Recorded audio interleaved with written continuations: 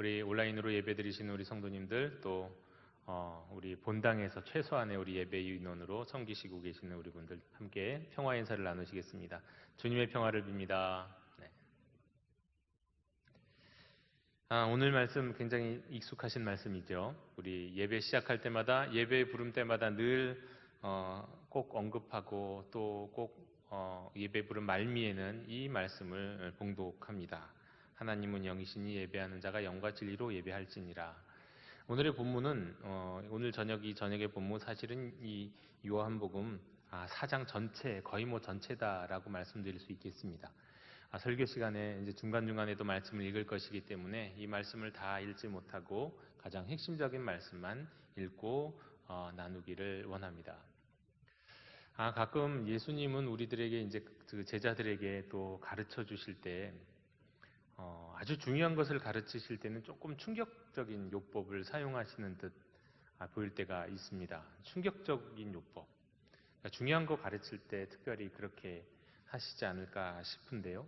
오늘 우리가 읽은 이 말씀이 있는 요한복음 4장은 사실은 매우 충격적인 장면이 있습니다. 왜냐하면 예수님이 한 여인과 또 제자들에게 뭔가, 또 그 이후에 모든 교회들에게, 지금 우리들에게 뭔가를 가르쳐 주시기 위해서 어디를 가시냐면 사마리아로 가시고, 또 그곳에서 한 여인과 만나는데 그 여인을 만난다는 것이 매우 충격적입니다. 왜냐하면 그 여인은 우리가 요한복음 4장의 내용을 대충 이미 알고 계시잖아요. 근데 그 내용을 봤을 때 이 여인은 보통 여인이 아니거든요.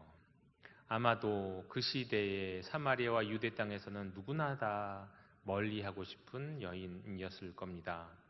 흔히들 말하는, 거의 이제 그럴 거라고 거의 추측할 수밖에 없는 상황인데, 아마도 이 여인은 그 사마리 땅의 매춘부였던 여인이다, 이렇게 말할 수가 있겠습니다. 근데 예수님이 아주 중요한 가르침을 우리에게 주실 때 어떤 선택했던 그 상황으로서 또 이 여인에게도 가르쳐 주고자 선택했던 여인이 바로 이 여인입니다. 이 상황이 굉장히 충격적이죠. 아마도 이 성경을 처음 읽었던 이 독자들은 이런 일이 예수님에게 있었구나라는 것을 만약에 알았다면 굉장한 충격을 받으면서 기억했을 겁니다. 왜 예수님이 매춘부랑 이렇게 얘기를 할까? 이렇게 생각하니까요. 이렇게까지 하셨어야 했는가? 아니, 다른 방법으로도 예배에 대해서라든가 가르쳐 주실 수 있는 길은 있었을 텐데 왜 이렇게 하셨나? 충격적으로 우리 확실하게 기억하시기 위해서, 또 그 한 여인이 불쌍하기도 해서 아마 우리 주님은 이런 상황들을 만드시고 이 본문에서 이 상황 속에서 우리에게 예배에 대한 귀한 가르침을 주시는 게 아닌가 싶습니다.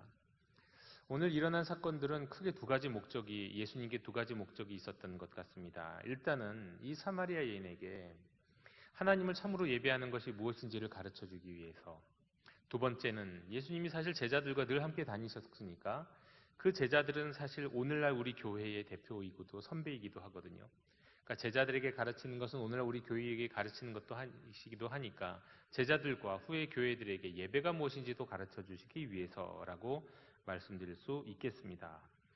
일단 5절과 6절을 한번 볼까요? 5절과 6절. 사마리아에 있는 수가라 하는 동네에 이르시니 야곱이 그 아들 요셉에게 준 땅이 가깝고 거기 또 야곱의 우물이 있더라. 예수께서 길 가시다가 피곤하여 우물 곁에 그대로 앉으시니 때가 6시쯤 되었더라. 예수님이 가신 곳이 분명히 오늘 말씀에서는 사마리아라고 말씀하고 있습니다. 주전 722년에 북이스라엘이 먼저 멸망했죠. 남유다는 587년에 멸망했고 북이스라엘이 먼저 멸망했는데 북이스라엘은 아수르에게 멸망을 당했습니다. 이 아수르도 바벨론에 못지않게 아주 극랄하고 악랄한 그 나라였죠. 제국이었죠.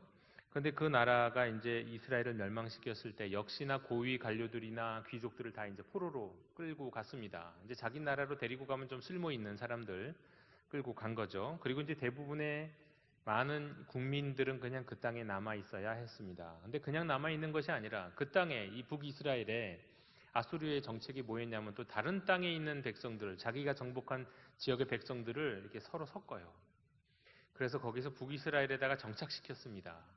그러니까 북이스라엘에 있는 사람들과 이 이방인들이 같이 섞일 수밖에 없었죠. 같이 살 수밖에 없었고요. 그러다 보니까 그들이 그래도 이제 여호와를 섬기긴 섬겼지만 이방인들이 들어와도 워낙 이들이 또 믿음이 신실한 사람들이 많이 있어서 그랬는지 몰라도 여호와를 끝까지 섬기긴 섬겼는데 좀 이상하게 섬기게 되었습니다. 그래서 이제 모세 오경만 이들은 인정을 했고요. 그리고 이들에게 있어서 성전은 예루살렘이 아니라 그리심산, 축복이 있는 그리심산에 그들만의 성전을 세우기도 했었습니다. 그리고 이제 유대인들과 사이가 안 좋다 보니까 서로 간에 막 싸우는 거의 이제 종교 전쟁까지는 아닌데 이제 그런 이제 그 악감정들이 서로 간에 있었던 그런 관계였죠. 그래서 서로 간에 싫어하고 서로 간에 미워할 수밖에 없는 관계였습니다. 그런 땅에 예수님이 들어가신 겁니다. 9절의 말씀입니다. 사마리아 여자가 이르되 당신은 유대인으로서 어찌하여 사마리아 여자인 나에게 물을 달라 하나이까 하니 이는 유대인이 사마리안과 상종하지 아니함이로라. 그렇습니다. 이제 이 적대적인 감정이 반영되어 있죠. 사마리아 여자도 이 유대인이 예수님에게 서로 알면서 왜 그래요? 알면서 왜 그러십니까? 그러자 이제 10절에 예수님이 이렇게 말씀하십니다. 예수께서 대답하여 이르시되 내가 만일 하나님의 선물과 또 내게 물 좀 달라 하는 이가 누구인 줄 알았더라면 내가 그에게 구하였을 것이요 그가 생수를 내게 주었으리라. 지금 예수님이 어떻게 보면 자기 소개를 하고 계십니다. 하지만 이 여인은 뭐 소개해달라고 한 것도 아니고 나한테 뭘 좀 주세요 이렇게 얘기한 것도 아닌데 구한 것도 아닌데 예수님은 지금 마치 그 여인이 뭔가를 구하는 듯한 이 여인 속에 있는 뭔가를 이제 보고 말씀하시는 듯한 그런 말씀을 하십니다. 그러면서 예수님이 자신을 뭐라고 소개하시냐? 나는 하나님의 선물이고 나는 생수다. 그렇게 소개를 하십니다. 하나님의 선물. 그렇죠. 예수님은 하나님의 선물이죠. 이 땅에 오신 하나님의 선물이죠. 우리에게 주신 하나님의 보내신 하나님의 선물입니다. 하나님의 독생자. 맞습니다. 그런데 생수다. 이거는 조금 생각해 봐야죠. 예수님이 자신을 생수라고 말씀하실 때 이게 무슨 뜻일까요? 13절 14절입니다. 예수께서 대답하여 이르시되 이 물을 마시는 자마다 다시 목마르려니와 내가 주는 물을 마시는 자는 영원히 목마르지 아니하리니 내가 주는 물은 그 속에서 영생하도록 솟아나는 샘물이 되리라. 역시나 지금 샘물, 생수 지금 말씀하시거든요. 내가 주는 물이 샘물이에요. 그리고 그도 이제 샘물이 내가 주는 물은 그 속에서 이제 샘물이 된다. 예수님이 자신이 샘물이라고 또 말씀하십니다. 도대체 예수님은 샘물이라고 말씀하실 때 자신을 샘물이라고 말씀하실 때 도대체 자신이 어떤 면이 도대체 정확하게 이 샘물은 뭡니까? 일단 성경에 있는 여러 가지 말씀 중에서 우리가 추측하게 할 수 있는 그런 말씀들이 있는데요. 잠언 13장 14절의 말씀을 보면 우리가 샘물이 무엇인지 이 말씀을 통해 한번 유추할 수 있습니다. 지혜 있는 자의 교훈은 생명의 샘이니 그랬습니다. 지혜 있는 자의 교훈은 생명의 샘이니 그러니까 여기서 샘이라고 하는 건 예수님의 교훈, 예수님의 가르침, 예수님의 말씀일 겁니다. 예수님은 지금 내가 너에게 생수를 내게 주었으리라. 이 생수는 예수님의 말씀, 예수님의 가르침인 거죠. 자, 그런데 꼭 그것만이 아니에요. 성경에 보면 또 다르게 추측할 수 있는 말씀도 있습니다. 왜냐하면 성경에서 보면 많은 경우 성령님을 생명의 샘이라고 말하는 경우가 있기 때문입니다. 요한복음 7장 37절에서 39절의 말씀인데요. 명절 끝날 곧 큰 날에 예수께서 서서 외쳐 이르시되 누구든지 목마르거든 내게로 와서 마시라. 나를 믿는 자는 성경의 이름과 같이 그 배에서 생수의 강이 흘러나오리라 하시니 이는 그를 믿는 자들이 받을 성령을 가리켜 말씀하신 것이라. 그러니까 지금 이 생수, 생명의 물, 샘물은 예수님의 말씀이고 성령님인 겁니다. 성령님이기도 하고 예수님의 말씀이기도 한 겁니다. 그러니까 예수님은 말씀과 영을 샘물이라고, 생수라고, 영생수라고 우리에게 말씀해주고 있습니다. 요한복음 14장 26절에 보혜사 곧 아버지께서 내 이름으로 보내실 성령 그가 너희에게 모든 것을 가르치고 내가 너희에게 말한 모든 것을 생각나게 하리라. 그런데요, 이 말씀에서는 참 신기한 것이 성령과 말씀이 이렇게 연합합니다. 그렇죠? 내가 너에게 말한 것을 생각나게 하시는 분이 성령님이고요. 또 내가 또 말한 말씀이 있잖아요. 그러니까 말씀과 성령이 연합하여 사역하는 겁니다. 예수님의 영이신 성령님은요, 예수님께서 하신 말씀의 뜻을 보다 더 분명하게 하고 그것을 드러나게 하고 깨닫지 못할 사람들에게 깨어나게 해서 그 말씀이 힘이 되게 하시고 그 말씀이 그 인생을 변화시키게 하시고 그 말씀이 소망이 되게 하시는 분이시죠. 그래서 영생수이신 예수님의 영생수 샘물은 바로 예수님의 말씀이요 성령이고 성령이요 말씀인 겁니다. 그 연합한 거죠. 자, 정리하면 이렇습니다. 예수님이 지금 이 사마리아의 여인에게 내가 주시겠다라고 했던 이 물이라고 하는 샘물이라고 하는 건 뭐냐면 곧 예수님의 그 진리의 말씀이고 성령님, 그 성령의 능력이라는 겁니다. 그런데 이 성령의 능력과 진리의 말씀은 따로 또 같이 다른 것 같으나 같은. 그러니까 진리는 우리가 그냥 흔히 진리하고 말씀하면 이것은 그냥 딱딱한 것일 수도 있고 그냥 율법의 조문일 수도 있고 여기 적혀 있는 문자일 수도 있죠. 그런데 성령께서 역사하시면 이 말씀은 생명을 주는 말씀이요 우리의 영혼을 깨어나게 하시는 말씀이요 죄를 깨닫게 하시는 말씀이요 살아있는 말씀이 되는 거죠. 그 하나님의 영으로 이 하나님의 말씀을 흠뻑 적게끔 하는 것, 이것이 성령과 말씀의 연합입니다. 그런데 이제 이렇게 말씀하셨는데 이 여인은 아직도 예수님의 그 말씀을 이해하지 못하죠. 이해 못할 것 같지 않습니까? 한 번 듣고 그렇게 이해가 딱 되겠습니까? 여전히 이 여인은 그냥 여인입니다. 그래서 자신의 오감을 넘지 못합니다. 그래서 15절에 여자가 이르되 주여 그런 물을 내게 주사 목마르지도 않고 또 여기 물길로 오지도 않게 하옵소서. 저는 사실 물을 많이 안 먹는데 저희 집에 요새 아이들은 물을 정말 많이 먹더라고요. 제가 왜 물을 이렇게 안 먹나 싶은 거 보니까 나중에 생각해 보니까 제가 물을 많이 안 먹는 제가 좀 비정상이고 물을 많이 마시는 아이들이 정상인데 물을 많이 안 마시니까 장점은 뭐가 있냐면 귀찮지가 않아요. 물을 안 마셔도 되니까. 많이 안 마셔도 되니까. 근데 아이들은요. 어디 갔다 오면 마셔야 되고 자기 전에 마시고 자고 일어나면 또 마셔야 돼요. 저는 그렇지 않거든요. 별로 그렇게 많이 안 마셔도 되거든요. 그러니까 이 지금 여인은 이 물을 길러 와서 이걸 떠가서 마셔야 되니까 떠와야 되잖아요. 거기다가 더운 지역에 살고 있으니까요. 굉장히 귀찮은 일이죠. 당시 이 물 떠는 일은 여인들에게 있어서 아주 중요하고 힘든 일이었을 겁니다. 아마도 남자들은 물 뜨지 않았을 것 같아요. 지금도 이 아프리카에 가면 물 뜨는 일은 여성과 어린애들이 일이잖아요. 어린아이들이. 그것처럼 아마 유대 땅도 그렇지 않았을까 싶어요. 얼마나 힘든 일이고 귀찮은 일이겠습니까? 그러니까 내가 다시 목마르지 않았으면 좋겠습니다. 이렇게 예수님께 말씀할 수 있는 거고요. 또 여기 물길로 오지 않게 하옵소서. 여기 이제 여인의 상처가 있는 거죠. 물길로 오다가 동네 사람 누구 만나기를 하다 하면 참 부끄럽고 수치스럽고 막 그러니까 그런 거죠. 이제 왜 그런지 뒤에 다 아시겠지만요.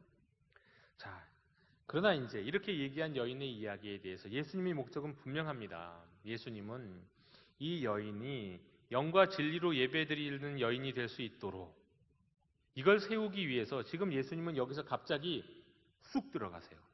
요즘 그런 말 있잖아요. 쑥 들어온다 너 막 그런 말 하잖아요. 갑자기 생뚱맞게 분위기가 충분히 조성되지 않았는데 갑자기 말로 쑥 들어오는 거. 지금 예수님 딱 그런 상황입니다. 갑자기 지금 뭐라고 그러십니까? 너의 남편 데려와라. 이게 무슨 말이에요? 남의 남편을 왜 데려오라고 그러는 겁니까? 쑥 지금 예수님이 들어오시죠. 충격적인 방법을 또 쓰시는 거예요. 이 여인에게 말이죠. 왜냐하면 예수님은 알고 계시니까. 그에게 남편이 어떤 의미인지를 예수님은 알고 계시니까 지금 이 여인의 상황으로 깊이 들어가시는 겁니다. 우리는 알고 있습니다. 그 이후에 이 그녀가 남편이 5도 있었고 게다가 그 남편도 5번째 지금 사는 남편도 남편이 아니라는 걸 알고 있죠. 그러면서 우리는 추측하게 되죠. 도대체 이런 여인이 도대체 뭐냐? 5번이나 결혼하고 또 사는 남편도 남편이 아니에요. 누굽니까 도대체? 한마디로 가늠한 여인이고 한마디로 매춘부가 아니었겠습니까? 예수님은 시간이 없어서였을까요? 사실 수치스럽고 부끄러운 그 상황을 지금 그 여인에게 쑥 들어가서 말씀하시는 거예요. 그러나 이것도 예수님 방법이 있었습니다. 누군가의 마음에 깊이 들어갈 수 있는 방법은요. 사실 그의 상처 갖고 이야기하는 겁니다. 이 여인에게 가장 큰 상처였은 그 이야기를 불쑥 던지면서 그 여인은 깜짝 놀라게 하면서 어떻게 하는 거죠? 예수님과 그 대화에 깊이 들어가는 거예요. 이것이 이 여인이 어떤 영적인 질병, 그러니까 죄로 인해서 이런 문제가 생긴 것인지 죄는 죄지만 그냥 단지 죄가 아니라 먹고 살기 위해서 이런 일이 있었는지는 나오지 않습니다. 하지만 이것을 읽는 많은 사람들은 여하간 이것은 죄라고 생각하는 시대였죠. 그러자 예수님은 이 모든 상황을 알고 말씀하시자 이제 이 여인이 이렇게 얘기하는 겁니다. 인정하는 거예요. 예수님의 탁월한 능력을. 19절에 여자가 이르되 주여 내가 보니 선지자로소이다. 와, 대단하십니다. 대단하십니다. 어떻게 그걸 합니까? 이 선지자가 아니면 알 수 없는 일인데 말이죠. 그런데 사실은 이것 그 다음에 이제 이 여인의 얘기들을 보면 이 여인이 와, 대단하신데요 하면서 말을 돌립니다. 슬쩍. 어떻게 돌립니까? 예수님 지금 방금 남편에 관한 일을 물었잖아요. 그런데 남편에 관한 얘기, 자신에게 부끄러운 일이라서 살짝 말을 돌려요. 여러분, 우리도 그런 일 많이 하죠. 사실 난처한 일이 있거나 그러면 말을 나도 모르게 돌려서 딴 얘기 하잖아요. 근데 식사하셨어요? 뭐 이런 식으로 말이죠. 지금 예수님이 이 이야기에 이 여인은 그런 반응을 지금 보이고 있는 겁니다. 슬쩍 돌립니다. 그리고는 그녀가 한 말, 이거는 사실은 굉장히 신학적인 얘기인데요. 신학적인 얘기, 20절의 말씀입니다. 우리 조상들은 이 산에서 예배하였는데 당신들의 말은 예배할 곳이 예루살렘에 있다 하더이다. 이건 역사적인 이야기고 민족적 감정이 들어있고 그다음 신학적인 이야기이기도 하죠. 그러나 사실은 또 신학적인 말이기도 하고 하지만 사실은 자기에게 들어온 질문을 회피하는 말이기도 합니다. 예수님이 다 알고 계시죠. 예수님이 다 알고 계십니다. 우리 주님은 이 여인이 자신의 죄나 그 비참한 상황을 피하기 위해서 말 돌린다는 건 알고 계시지만 그런데 그 말이 이제 중요한 거예요. 이제 그래 좋다. 너 말 돌렸지? 하지만 내가 그 말을 통해서 너에게 중요한 것을 가르쳐 주마. 예수님은 사실 이 여인에게 너 그렇게 간음하는 죄 저지르지 말고는 정신 똑바로 차리고 살아. 이렇게 얘기할 수도 있었지만 그 얘기 더 이상 하지 않습니다. 지금 중요한 건 그게 본질이 아닌 걸 알고 있었거든요. 더 중요한 본질적인 인생에 아주 중요한 문제를 지금 이 여인과 얘기할 이 기회가 왔거든요. 예배 말이죠, 예배. 그래서 예수님은 이제부터 그녀와의 대화 속에서 예배를 다루기 시작합니다. 또 중요한 문제가 나오는 거죠. 예수님의 질문에 대한 아주 중요한 문제 말입니다. 앞에 20절에서 이 여인은 예배를 어디서 드려야 하는지 물었죠. 어디서? 그런데 예수님은 이제 어디서가 아니라 누구에게? 어떻게 드려야 하나? 이 말씀을 하십니다. 21절입니다. 우리 다 함께 읽어볼까요? 시작. 예수께서 이르시되 여자여 내 말을 믿으라. 이 산에서도 말고 예루살렘에서도 말고 너희가 아버지께 예배할 때가 이르리라. 적어도 지금 이 순간에 예수님이 이 여인을 만나고 사마리아 여인을 만나고 있는 이 자리에서 예배의 장소는 중요한 문제가 아니었습니다. 예배의 장소는 중요한 문제가 아니었어요. 이건 예배의 본질과 상관이 없는 것이었습니다. 이스라엘 백성들이 그렇게 성전을 중요하게 생각하고 성막을 중요하게 생각했지만 그러나 사실 성전이 다 멸망한 이후 이스라엘 백성들은 성전에서만 예배해야 된다고 생각했거든요. 그런데 성전 멸망하고 완전히 사라져버린 다음에 이스라엘 백성들은 때때로 집에 모이기 시작했어요. 이 사람 집에도 모이고 저 사람 집에도 모이고 큰 집에 모이고 그러다가 한 마을에서 이제 회당이라는 게 이제 형성되기 시작하죠. 그러면서 이제 회당에서 모이기 시작했죠. 지금까지도 그러잖아요, 이스라엘 백성들은. 지금까지도. 예배의 장소는 중요한 것이 아니었습니다. 예수님은 지금 예배의 장소 갖고 따질 때가 아니다. 이 산도 아니고 그리심산이죠. 예루살렘도 아니야. 정말 중요한 예배의 본질은 그게 아니야 하면서 말씀하시는 것이 뭐냐. 22절에 너희는 알지 못하는 것을 예배하고 우리는 아는 것을 예배하오니 이는 구원이 유대인에게서 남이라. 중요한 것을 말씀하십니다. 아는 것. 너희는 모르는데 우리는 아는 것을 예배한다. 예배의 대상에 대한 얘기를 이제 끄집어 가시는 거예요. 그런데 사실 이 문제도 사마리아인에게는 매우 불편한 말이었을 겁니다. 왜 그렇습니까? 자신들은 그리심산에 또 야곱의 우물이 있고 거기서 예배하는 게 맞다고 생각하는데 이스라엘 백성들만 예루살렘을 성전을 중요하게 생각하는데 그거 다 틀렸다고 말하잖아요. 우리는 그래도 안다라고 얘기하잖아요. 그리고 게다가 너희는 지금 누구를 예배하는지도 몰라. 적어도 우리는 누구를 예배하는지는 안다. 예수님이 이렇게 말씀하시잖아요. 굉장히 기분 나쁠 수 있는 겁니다. 그럴 수밖에 없는 이유는 사마리아인들은 아까도 말씀드렸지만 성경을 모세 5경만 정경으로 인정했다고 말씀드렸잖아요. 그러니까 성경을 뭐 한 겁니까? 편식한 거예요. 하나님의 말씀을 편식하다 보니까 하나님에 대해서 충분히 자신들이 예배하는 하나님이 어떤 분인지 모르는 거예요. 모세 오경만 갖고는 하나님이 어떤 분인지 알 수 없는 거죠. 예언서, 시가서 이런 말씀 역사서들을 통해서 거기에 나타나신 그 하나님을 예배해야 되는 건데 말이죠. 그래서 너희는 하나님이 예배하는 너희 하나님이 누군지도 모르고 너희는 예배하는 거야 라고 말씀하는 겁니다. 여러분 성경 편식하면 안 됩니다. 저는 신약은 구약보다 두 배, 세 배, 네 배 더 많이 읽어야 된다고 말씀드리겠지만 그렇지만 어떤 구체적인 나는 하나의 말씀만 난 중요하게 생각해. 난 그것만 외우고 그것만 믿을 거야. 그렇게 하면 편식하게 됩니다. 그게 마태복음이든 로마서든 마찬가지예요. 다 중요합니다. 예, 말씀을 골고루 읽어야 합니다. 사마리아인들은 거기에서 일단 실패했죠. 그러면서 이제 예배의 대상이 누구인지 가르쳐 주셨을 뿐만 아니라 이제 또 중요한 것 예배의 방법을 우리에게 가르쳐 주시니 4장 24절입니다. 우리가 늘 예배 시간마다 제가 읽어드리는 말씀 하나님은 영이시니 예배하는 자가 영과 진리로 예배할지니라. 여러분 영과 진리로 예배한다는 게 예배를 어떻게 드리느냐의 문제라는 겁니다. 방법에 관한 문제인 거죠. 여러분 중요한 건 예배의 대상이고 예배의 방법이지 예배의 장소가 아니라는 거 기억하십시오. 예배의 대상은 당연히 하나님 아버지시죠. 그리고 예배의 방법 어떻게는 영과 진리, 영과 진리입니다. 여러분 여기서 영과 진리, 영이 뭘까요? 인간의 영일까요? 아니면 성령일까요? 여기에 대해서는 해석들이 학자들마다 다 다릅니다. 어떤 사람은 성령이라고 얘기하고 어떤 사람은 인간의 영이라고 말합니다. 저는 모르겠습니다, 솔직히. 저도 이 예배하는 자가 영과 진리로 예배할지니라는 말씀을 어떤 제가 예전에 다니던 교회의 목사님은 항상 성령과 진리로 예배할지니 그렇게 하셨어요. 이 영을 성령이라고 아예 그냥 그렇게 대놓고.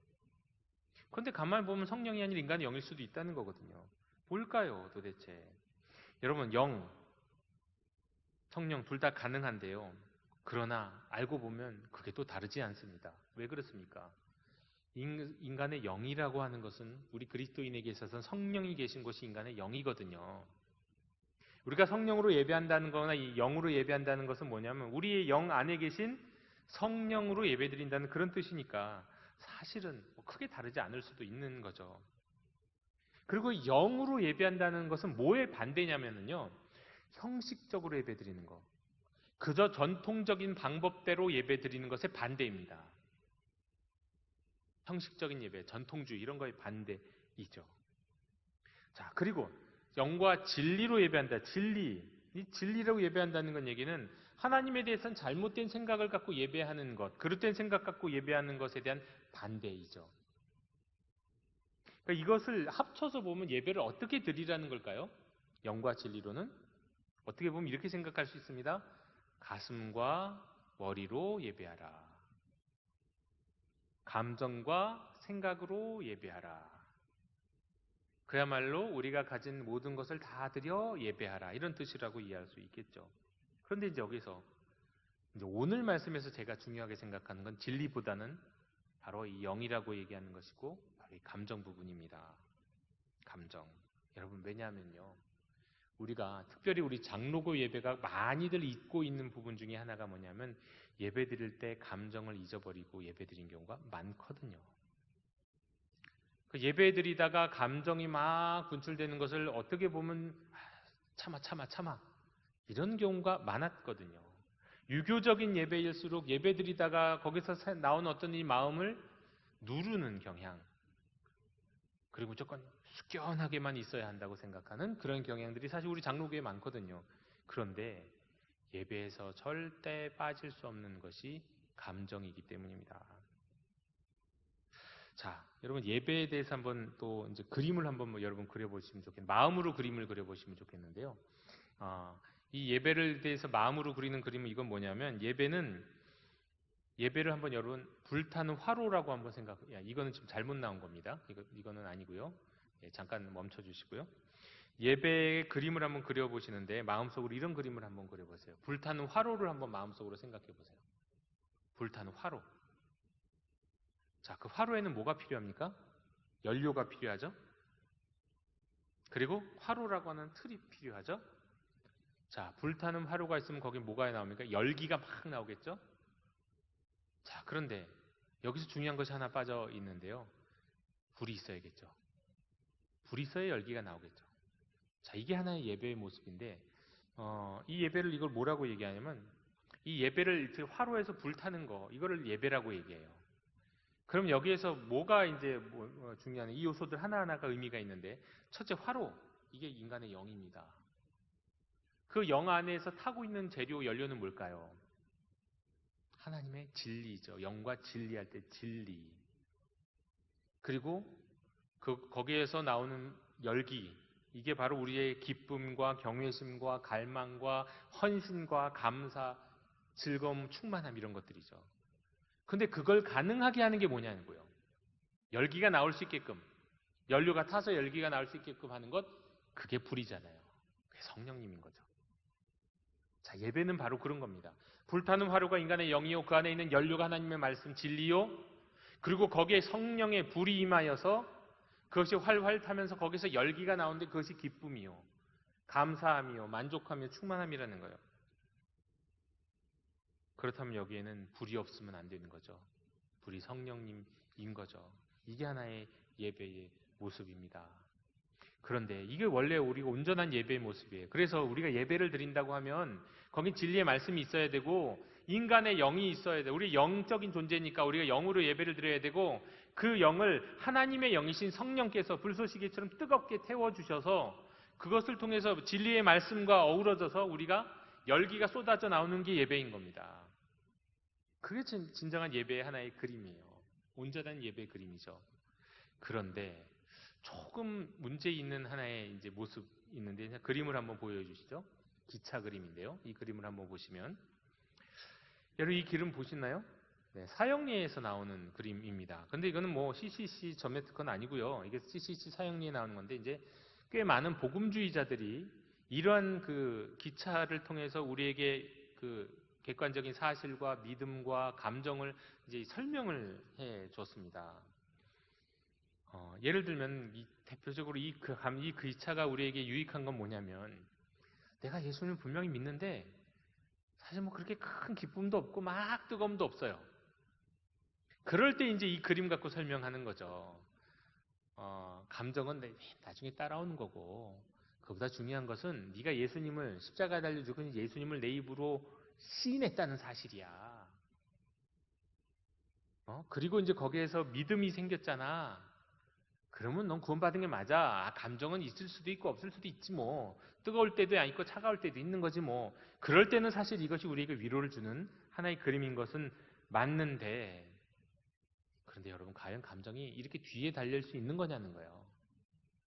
제가 지난번에 감추인 보화 이야기를 드렸지만 여러분 무엇이 믿음이 앞섭니까? 믿음에 앞서는 기쁨과 감정이 앞서는 건가요?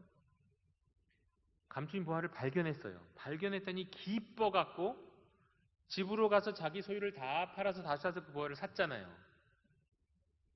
뭐가 먼저 있습니까? 거기선 기쁨이 먼저잖아요. 감정이 먼저 있는 거거든요. 그리고 또 누가 우리가 믿는다고 하면서 감정이 없을 수가 있냐는 거예요. 믿음과 감정을 분리할 수 있나요? 이렇게 객차처럼? 열차와 객차처럼? 연료차와? 아니잖아요. 분리할 수가 없습니다. 어떻게 믿는데 거기에 따르는 확신이나 평안이나 이런 게 없나요? 불안해요? 그런데 난 확실한 믿음이 있어요. 그럼 불안할 수가 없죠. 평안해지겠죠. 물론 불안이 인간한테 살다 보면 불안한 마음이 있는 거지만 말이죠. 그러니까 믿음과 감정은 이렇게 기차의 모습처럼 이렇게 분리될 수 있는 게 아니라는 거예요. 애초부터. 근데 이제 이걸 도식화시켰단 말이에요. 믿음과 감정은 사실은 어느 것이 먼저인지 모르고 얽히고 섞여 있는 거예요. 우리의 믿음은 감정과 함께 오는 거죠. 마찬가지로 기쁨, 감정의 절정이라고 하는 걸 우리가 기쁨이라고 얘기하죠. 기쁨, 즐거움, 믿음과 함께 있는 겁니다. 예. 그리고 이것이 이제 예배와 관련돼서 우리 장로교 전통주의적 예배에서는 이것이 많이 억제되어 왔었다는 거예요. 그런데 그래서는 안 된다는 걸 지금 말씀드리는 거예요. 예배에서 감정은 기쁨이라고 하는 것, 특별히 감정적인 요소는 너무 중요한 겁니다. 이건 순복음교회만이 중요한 게 아니라 아프리카에서 지금도 뭐 한번 예배를 드리면 2시간, 3시간 찬송한다는 그런 곳에서만 중요한 게 아닌 겁니다. 모든 믿음의 사람들에게 있어서 예배 드릴 때 우리의 마음에서 일어나는 감정은 너무너무 중요하고 이거는 우리의 예배를 분별할 수 있는 하나의 척도가 되는 겁니다. 자, 여러분 예배에는 3단계가 있습니다. 사실은 4단계도 있는데요. 일단 3단계를 구분할 수 있는데 첫 번째 예배에 이제 가장 낮은 단계가 있어요. 우리가 이제 우리 예배 드리는 우리 자신을 한번 성찰해 보십시오. 가장 낮은 단계의 예배는 뭐냐면 간단하게 얘기하면 회개하는 단계예요. 내가 이제 예배당에 왔을 때 한번 생각해 보세요. 예배당에 왔을 때 내가 지난주에 뭐 좀 잘못했지. 좀 미안하다. 내가 예배당 들어가기가 좀 미안한데 이제 부끄러운 마음도 있고 때로는 조금 슬프기도 하고 내가 적어도 지난 한 주 동안 내 삶의 모습에서 사랑이 부족했어. 그렇게 용서하라고 목사님이 설교 시간에 얘기했는데 용서하지 또 못했어. 뭐 이렇게 하면서 뭔가 부족한 것들을 기억하면서 회개하잖아요. 1단계예요. 나 자신을 생각하면서 부족했던 것을 회개하는 단계. 그 다음 단계, 그보다 더 진일보한 예배의 단계는 뭐냐면 하나님을 향한 갈망을 갖는 단계예요. 회개에 대한 단계는 하나님에 대한 갈망이 없을 수도 있어요.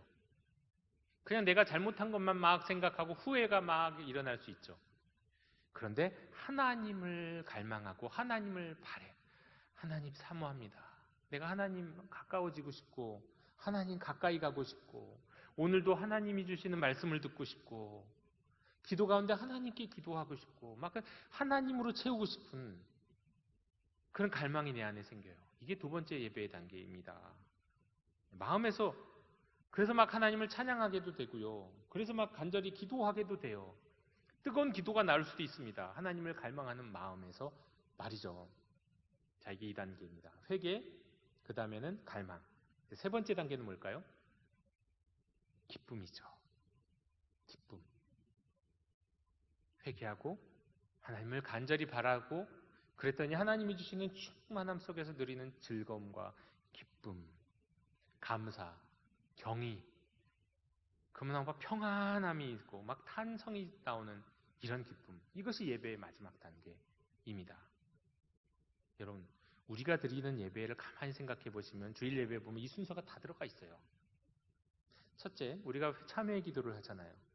적어도 그때 우리가 하나님 앞에 서서 우리가 잘못한 것들을 생각하면서 회개하는 마음을 갖죠. 예배의 1단계로 들어가는 거예요. 2번째, 그 다음에 하나님 향한 갈망과 바램. 이게 어디에서 절정적으로 나타나냐면 성가대가 찬양하는 찬양과 우리의 기도와 대표자가 기도하는 기도와 또 우리가 지금 하고 있는 것 중에서 말씀하소서 여호와여 그 찬양 부르면서 우리가 하나님 향한 갈망을 고백하는 거예요. 이 2번째 단계죠. 그리고 3번째 단계는 물론 이 3번째 단계는 우리 모두에게 임하는 일이 아닙니다. 뭡니까? 말씀을 듣고 또 말씀 이후에 기도하고 결단의 찬양을 하고 응답의 찬양을 하고 봉헌하면서 그 말씀 안에서 오는 하나님이 주시는 기쁨과 충만함을 누리게 될 때 예배의 3단계예요. 우리는 그 예배라는 것이 하나의 그런 구조가 예배학적 구조가 있는 겁니다. 이 1, 2, 3단계가 있는 거죠. 그런데 이 1, 2, 3단계가 이 예배의 구조에도 있지만 성막에도 있어요. 성막에서는 바깥들, 안뜰, 그 다음에 성소로 들어가고 지성소로 들어가는데 바깥들은 이방인들, 믿지 않는 사람들도 아무나 다 다닐 수 있죠. 그러나 그 안뜰은 하나님의 자녀만 들어가요. 안뜰에 들어가서 뭘 합니까? 자신의 죄를 안수하여서 양을 바치잖아요. 제사를 지내죠. 회개하는 거죠. 그 안뜰에서 이루어지잖아요. 그러니까 예배당 바깥에 있을 때 모르다가 예배당 안에 안뜰에 들어와서 회개하는 거예요. 그 다음에 성소로 들어가서 뭘 합니까? 성소에서는 하나님을 갈망하죠. 거기서 향으로 기도를 하죠. 또 성령의 조명을 받고 또 그곳에서는 결단을 하고요. 말씀을 받잖아요. 오른쪽에 있는 떡상에 있는 하나님의 말씀을 받잖아요. 그 2번째 단계죠. 예배의 2번째 단계. 그리고 3번째 단계 지성소.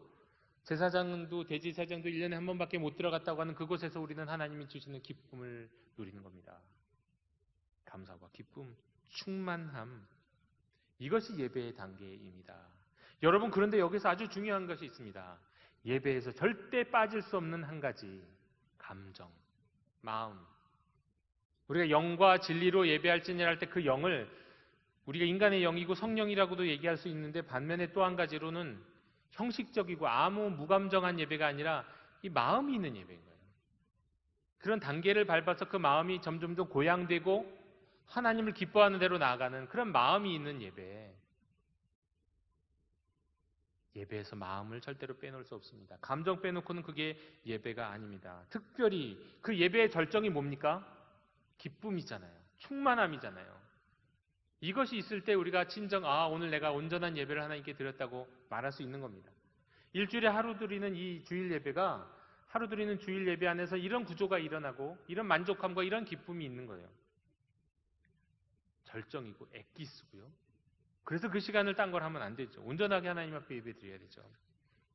시인들도, 특별히 시편의 시인들도 보면 그들의 고백과 기도 속에 늘 기쁨이 있었어요. 물론 하나님 앞에 탄식할 땐 탄식을 했지만 탄식이 지난 이후에는 하나님께 항상 기쁨을 고백했어요. 너무나도 많은데 그중에 이제 몇 가지만 읽으면 시편 4편 7절에 주께서 내 마음에 두신 기쁨은 그들의 곡식과 새 포도주가 풍성할 때보다 더하니이다. 시편 5편 11절에 그러나 주께 피하는 모든 사람은 다 기뻐하며 주의 보호로 말미암아 영원히 기뻐 외치고 주의 이름을 사랑하는 자들은 주를 즐거워하리이다. 시편 9편 2절에 내가 주를 기뻐하고 즐거워하며 지존하신 주의 이름을 찬송하리이다. 기쁨, 기도와 예배와 찬양 가운데서 그 절정은 항상 기쁨이었다는 거죠.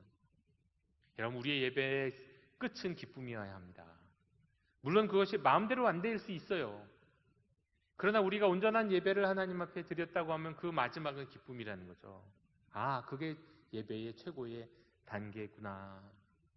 자, 그런데 오늘 왜 제가 예배를 말씀을 드렸을까요? 우리가 지금 웨스트민스터 신앙 소율이 사람의 제일 되는 목적 지금 세 번째 시간을 갔는데 왜 예배를 드립니까? 말씀드립니까? 여러분, 사람의 제일 되는 목적은 뭐라고요? 기억하시나요? 하나님을 영화롭게 하고 영원토록 그분을 즐거워하는 것이라고 말씀드렸죠. 그런데 그것을 또 뒤집으면 또 이렇게 얘기할 수도 있다고 말씀드렸습니다. 하나님을 영원토록 즐거워함으로 그분을 영화롭게 하는 것이다. 여러분, 하나님을 영원토록 즐거워하는 것, 하나님을 기뻐하는 것, 그게 뭐라고요? 예배라고 말씀드렸잖아요. 예배. 우리가 일상에서도 우리는 하나님을 즐거워해야 돼요. 물론. 그런데 그것이 모든 시간일 수 없기 때문에 적어도 하나님이 우리에게 구별하여서 주일을 구별하여 주시고 그 안에서 또 이제 한 시간을 구별하여 주심으로 적어도 이 시간만은 너희가 나를 영화롭게 해라. 나를 즐거워함으로, 나를 기뻐함으로, 나를 영화롭게 하라고 이 예배의 시간을 우리에게 허락하신 겁니다. 결국 예배란 하나님을 즐거워함으로 그분을 영화롭게 하는 최고의 순간입니다. 여러분, 그러므로 우리 예배를 다시 한번 돌아보기를 원합니다. 우리가 이 땅에 온 이유가, 이 땅에 사는 이유가 하나님을 영화롭게 하고 영원히 그분을 즐거워하는 것인데, 하나님을 영원히 즐거워하는 그 예배를 통해서 하나님을 영화롭게 할 수 있다면 여러분, 우리는 예배 기회가 사실 생각보다 많지 않다는 거 기억하십시오. 제가 언젠가 누구와 그랬다고 해갖고 한번 제가 태어난 날짜부터 며칠을 살았나를 세본 적이 있습니다. 어렵지 않죠? 근데 제가 만 며칠을 살았더라고요. 제가 그걸 처음 계산했을 때 제가 평생 산 게 만 며칠이더라고요. 제가 2만 일까지는 그 이상은 살아야면 좋겠는데 그건 모르겠고요. 하여튼 만 며칠을 제가 살았더라고요. 야, 꽤 오래 살았구나. 그런데 그 중에서 많은 시간 일주일로 7로 나누면 사실 또 그렇게 많지 않거든요. 만 며칠이면 우리가 예배 드리는 날은 평생의 만일이 안 돼요. 아무리 많이 살아도 평생 한 2000일, 3000일, 4000일, 몇천일 안 돼요. 하나님을 예배할 수 있는 시간이 말이죠. 얼마 안 된다는 겁니다. 그 시간을 우리에게 예배하라고, 나를 즐거워하라고 하나님이 그 시간을 우리에게 딱 구별해 주시는 거예요. 근데 하나님을 즐거워하지 않고 다른 것을 즐거워하는 시간으로 주일을 보내면 그건 온전한 주일 성수가 아닌 거죠. 그래서 하나님은 나를 영화롭게 하라 라고 우리에게 가르쳐 주시면서 그것이 너에게 가장 좋은 것이다 라고 말씀하시면서 동시에 그냥 막연하게 알아서 해라가 아니라 할 수 있는 방법, 시간, 공동체, 교회 모든 여건을 허락하셨습니다. 우리는 주일에 예배를 드리면서 들을 때마다 나의 인생의 목적을 다시 한번 생각하는 겁니다. 내가 이 땅에 왜 왔는가? 난 왜 존재하는가? 내가 이 땅을 살아가는 이유는 하나님을 영원토록 즐겨함으로 그분을 영원하게 하기 위해서 나는 이 땅에 살고 있다. 이것을 우리는 꼭 기억해야 한다는 것입니다. 이것이 웨스터민스터 신앙서열이 제1문이 우리에게 주는 의미입니다. 제가 물어보면 여러분 자막에 있는 대로 한번 그대로 읽어보시면 좋겠습니다. 한번 읽어보겠습니다. 사람의 제일 되는 목적은 무엇입니까? 하나님을 영화롭게 하고 영원토록 그분을 즐거워하는 것입니다. 하나님을 영원토록 즐거워함으로 하나님을 영화롭게 하는 것입니다. 이것이 우리가 살아가는 이유요. 이것이 예배입니다. 이것이 우리가 예배 드려야 할 이유입니다. 오늘 영도교회 우리 수요 예배 드리시는 모든 우리 형제자매 여러분, 우리가 주일 예배를 그저 드릴 것이 아니라 우리가 살아가는 이유와 인생의 의미라고 생각하고 철저하게 드리면 좋겠습니다. 그리고 그 예배를 무감정하게 드리면 그건 예배가 아니죠.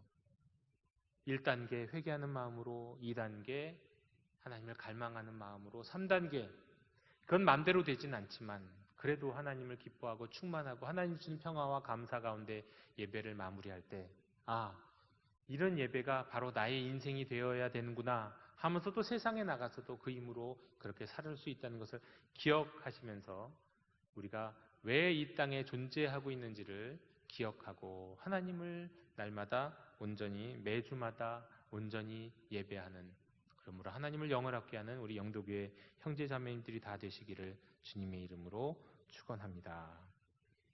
이 시간 이 말씀을 기억하면서 우리 여러분 기도하시면 좋겠습니다. 내가 하나님을 온전히 예배하는 사람 되게 해 주옵소서. 내가 하나님을 영화롭게 하는 사람 되게 해 주시옵소서. 일주일에 하루밖에 없는 이 시간을, 주일 예배 시간 결코 우리가 헛되이 보내지 않게 해 주옵소서. 회개하는 마음을 주시고 또 하나님을 갈망하는 심령을 저희들에게 허락하여 주시고 말씀 안에서 우리가 하나님을 기뻐하고 감사하고 주의 말씀에 경탄하고 우리의 삶이 바뀌는 역사가 나타나게 해 주옵소서. 진정 영원토록 하나님을 즐거워함으로 그분을 영원하게 하는 인생 되게 해달라고 함께 기도하시겠습니다. 하나님 아버지, 저희들을 주장하여 주시옵소서. 하나님의 은혜 가운데 저희들을 말씀으로 세워주시고 가르쳐 주셔서 사마리아 여인과 같이 온전한 예배가 무엇인지 오늘 말씀 통해서 배우게 하시니 감사드립니다. 하나님, 말씀하여 주신 대로 우리가 온전히 영과 진리로 하나님을 예배하는 자가 될 수 있도록 주님 이끌어 주시옵소서.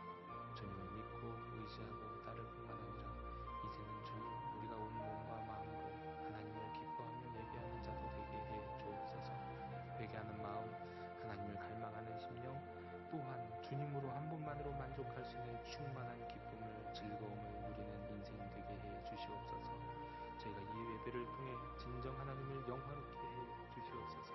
지금까지 우리 예배를 돌아보게 하옵시고 우리가 하나님 앞에 온전히 예배드리지 못했다면 지금 이 순간부터도 드리는 예배마다 하나님 앞에 기쁨이요 온전한 예배를 올려드리는 영과 진리로 드리는 예배자가 되도록 하나님 인도하여 주시옵소서. 저희의 기도를 들으시고 주님 주장하여 주옵소서. 지금 이 순간에 기도하는 온라인 예배 가운데 기도하는 모든 형제자매들에게 성령님 들어가셔서 그 안에서 말씀하여 주시고 주신 말씀을 깨닫게 해 주옵시고 그 말씀과 연합하여 충만하게 역사하사 인생이 바뀌고 삶이 바뀌고 하나님이 주시는 기쁨으로 충만케 해 주시옵소서. 하나님 아버지, 감사드립니다.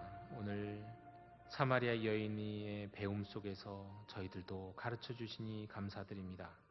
예배의 장소가 중요한 것이 아니라 예배의 대상, 우리가 누구에게 예배를 드리는지 그리고 어떻게 예배 드리는지가 중요하다는 사실을 우리에게 알려주시니 감사드립니다. 저희로 진정 날마다 주일마다 영과 진리로 예배 드리는 자 되게 해 주옵소서. 그리고 주님, 저희가 온전한 예배를 드리기를 원합니다. 그 예배는 회개하는 예배요, 하나님을 갈망하는 예배요, 하나님 한 분만으로 만족하고 기뻐하고 즐거워하는 예배입니다. 저희들의 예배가 이런 예배의 경지에 이를 수 있도록 인도하여 주시어서 진실로 저희가 영원토록 하나님을 즐거워하는 시간을 예배 가운데 경험케 해 주옵시고 이를 통해 하나님을 영화롭게 하는 주의 자녀 되게 해 주시옵소서. 여러 가지 어려운 일들이 있고 또 우리 앞에 놓여 있는 답답한 문제들과 장벽같이 커다란 것들이 세워져 있다 할지라도 우리는 하나님을 즐거워하며 주님을 바라볼 때 우리의 삶에서 역사하시는 하나님께서 우리의 기도에 응답하여 주시고 변화시켜 주시고 길을 열어 주시고 또 근심이 변화에 기쁨이 되도록 이끌어 주실 줄로 믿사오니 주여 성령으로 저희들과 함께해 주시옵소서. 오늘 이 수요 기도회를 통해 하나님 앞에 나온 모든 주의 자녀들 주님 붙들어 주옵시고 또 주중에도 하나님이신 은혜가 충만하고 하나님을 기뻐하며 살아가도록 함께해 주시옵소서. 예수 그리스도 이름으로 기도하오며 이제는 주님이 가르쳐 주신 기도를 함께 드리오니 하늘에 계신 우리 아버지, 아버지의 이름을 거룩하게 하시며 아버지의 나라가 오게 하시며 아버지의 뜻이 하늘에서와 같이 땅에서도 이루어지게 하소서. 오늘 우리에게 일용할 양식을 주시고 우리가 우리에게 잘못한 사람을 용서하여 준 것 같이 우리 죄를 용서하여 주시고 우리를 시험에 빠지지 않게 하시고 악에서 구하소서. 나라와 권능과 영광이 영원히 아버지의 것입니다. 아멘.